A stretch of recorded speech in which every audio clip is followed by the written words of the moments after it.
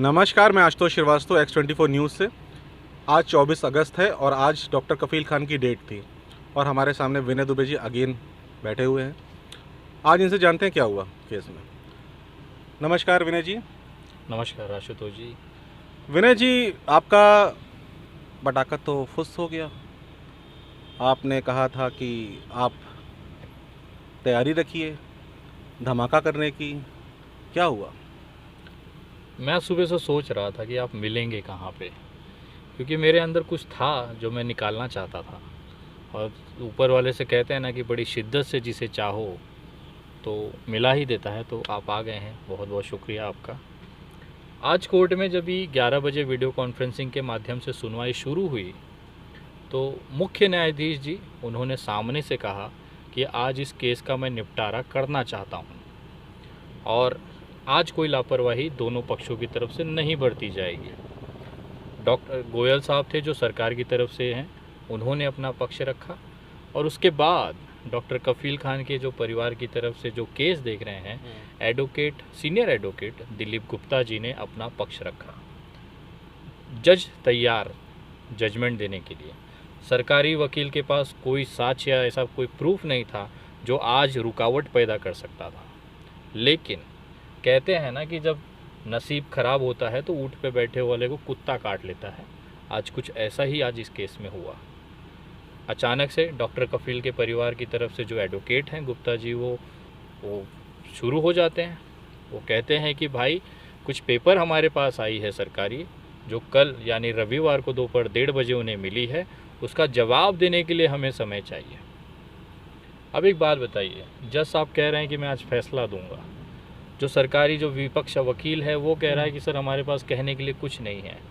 जब सारी चीज़ें हो रही थी तो फिर इनको इस तरह का ऑब्जेक्शन, मुझे ऐसा लगता है कि कहीं ना कहीं शायद उनके दिमाग में ये होगा कि शायद इनका जो फैसला हो सकता है वो डॉक्टर कफ़ील के विरुद्ध में आए। उसको देखते हुए एक प्रिकॉशनरी स्टेप वो ले सकते हैं, ऐसा मेरा अनुभव है। मैंने अभी तक अपनी लीगल टीम से बात नहीं किया है, लेकिन कहीं ना कहीं ये जो आज पूरा मामला है, आप तमाम लोगों से कहना चाहता हूँ, आप इलाहाबाद हाई कोर्ट के साइट पे जाइए, वहाँ पे ऑर्डर कॉपी है। उसकी आप पहली लाइन पढ़ेंगे तो उसमें ऑर्डर में क्लियरली लिखा हुआ है कि आज की जो तारीख बढ़ाई गई है वो डॉक्टर कफ़ील खान के एडवोकेट के कहने पे बढ़ाई गई है। अब एक बात बताइए, हम आप सारे लोग, पूरा देश सारी चीज़ें कर रहा है, दुआएं कर रहा है, लड़ाइयाँ लड़ रहा है, मेरा कम से कम 5वां राउंड है, 4था राउंड है, सब लोग कर रहे हैं। यहाँ तक कि जज साहब भी कह दिया कि आज ही केस का निपटारा करूँगा मैं। उसके बाद भी अगर कुछ चीज़ें इस तरह की हो जाती है जो अनएक्सपेक्टेड है, तो आपने जो कहा कि पटाखा फुस हो गया है, तो कहीं ना कहीं आज पटाखा जो है कहीं और से फुस हुआ है।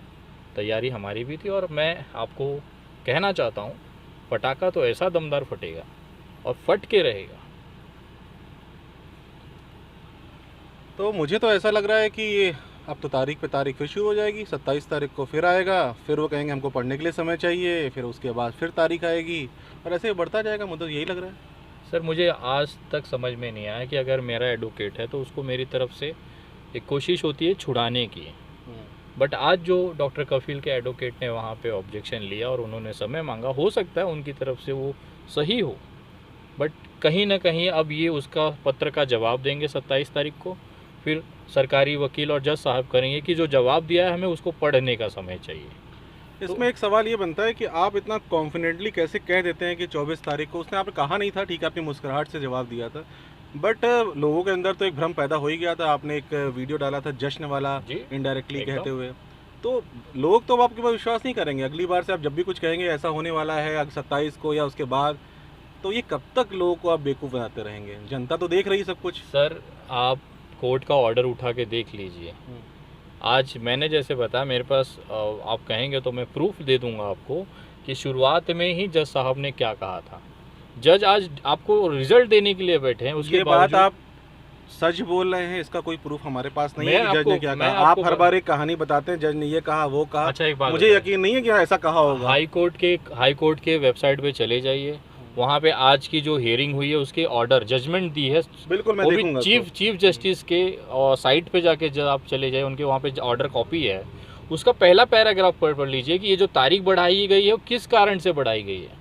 उस पर उन्होंने बहुत क्लियरली लिखा हुआ है कि डॉक्टर दिलीप गुप्ता, एडवोकेट दिलीप गुप्ता जी ने समय मांगा है कोर्ट से अगला तारीख तक के लिए। तो अब एक बात बताइए, जब मैं कहता हूँ कि हाँ भाई हम जश्न मनाने के लिए तैयार करिए, तो मैं पागल नहीं हूँ। मैं ये 2 सुनवाई पहले भी कह सकता था। आपके पेज पे आपके फॉलोअर्स हैं, कुछ विरोधी भी हैं, उनका मैं स्टेटमेंट पढ़ रहा था, कमेंट्स पढ़ रहा था।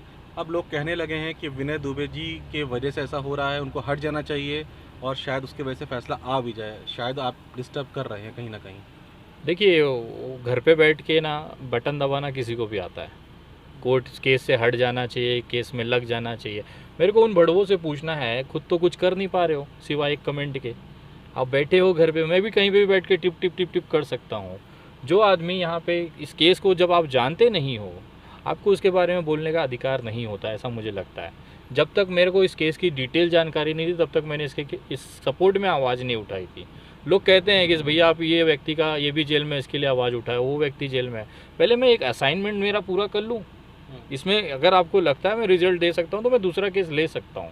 बट अगर मैं इसमें परफॉर्म नहीं कर पा रहा हूँ या रिजल्ट नहीं दे पा रहा हूँ, तो मैं किस आधार पर दूसरा तीसरा केस उठाऊँ?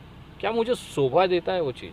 ये वैसे ही है कि मैंने कहीं पढ़ा था कि ये जो लोग हैं ना, इनका वैसे ही लोग हैं जैसे कि आज़ादी की लड़ाई में सावरकर जी का जो रोल था, वही फिलहाल इनका रोल है। मतलब जो आपकी बात ना माने उसको आप सीधे गाली दे देते हैं या उसको अपशब्द बोल देते हैं, वही लोग आपके सपोर्टर, उन्हीं की वजह से आपका पेज में इतनी रौनक रहती है। सर मैं बात कह रहा हूँ, मैं कोई भी चीज़ बिना हवा में बात नहीं करता हूँ।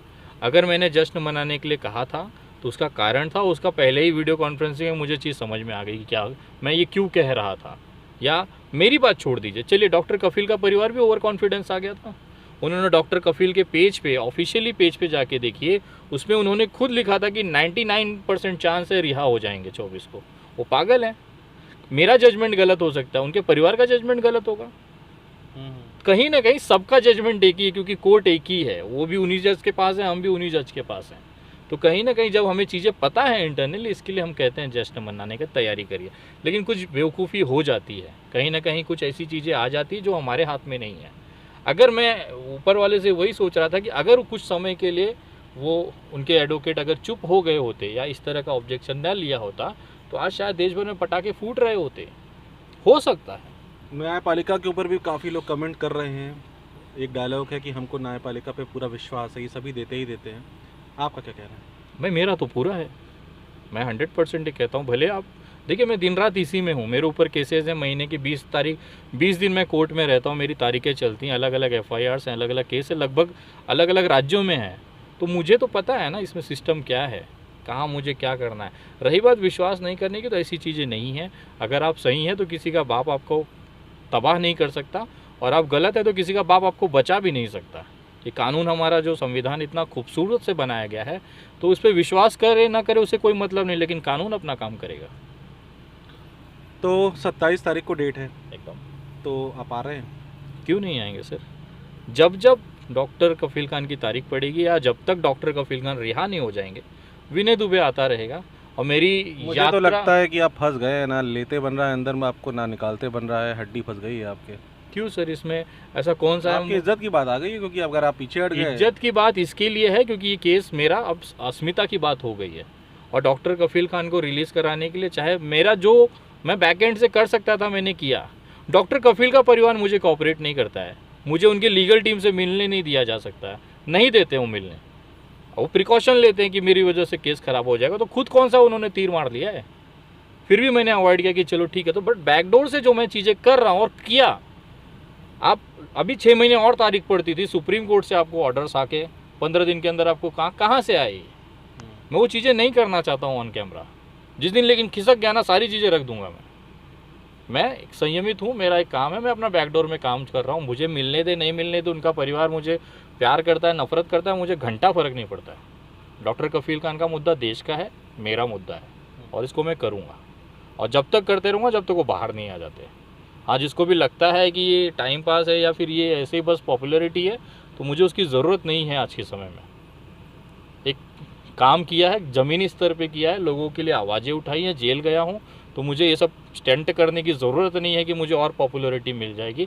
मुझे कहीं नेता नहीं बनना है, कहीं मेरा विधानसभा नहीं है, मैं मुंबई रहता हूँ, इलाहाबाद क्यों बैठा हूँ मैं? यहाँ कौन सा मेरा वोट बैंक है? बिल्कुल। या यहाँ कौन सा मुझे चुनाव लड़ना है? मेरे घर जाके 2-2 साल हो जाते हैं, यहाँ सब सोचते हैं भदोही में ज़मीन तलाश रहा है। मेरी खुद की ज़मीन, उस पर खेती नहीं करवा पाता हूँ, मैं कौन सी ज़मीन तलाश कर लूँगा? और कौन सी चीज़ें करनी है मुझे? जब करनी है, मेरा क्षेत्र है मुंबई महाराष्ट्र, डॉक्टर कफील का वहाँ कोई लेना देना नहीं है, ना उनके परिवार का कुछ वहाँ पे है कि राजनीतिक बहुत बड़े हैं ये, न ही कोई पार्टी का मेरा उनका संबंध है कि चलो इस पार्टी के सपोर्टर है, उसकी वजह से विनय सपोर्ट कर रहा है। सुबह से आपको फ़ोन कर रहा था कि आज की बाइट दे दीजिए, तो आप फ़ोन उठा नहीं रहे थे और आप लगातार मुझे तो लगा कि शायद आज आप सामने ही नहीं आएंगे क्योंकि आप निराश होंगे, आप मुस्कुराहट लेके चले थे 19 तारीख को। लेकिन अच्छा लगा कि आप सामने आए, एटलीस्ट कम से कम आपने दर्शकों को बताया कि क्या हुआ वहाँ पे। मुझे उम्मीद खत्म हो गई थी, मुझे लगा कि विनय दुबे मुँह छुपा के भाग जाएंगे। इलाहाबाद आऊँ और बिना आशुतोष जी को खोदे में चला जाऊँ, ऐसा हो नहीं सकता सर।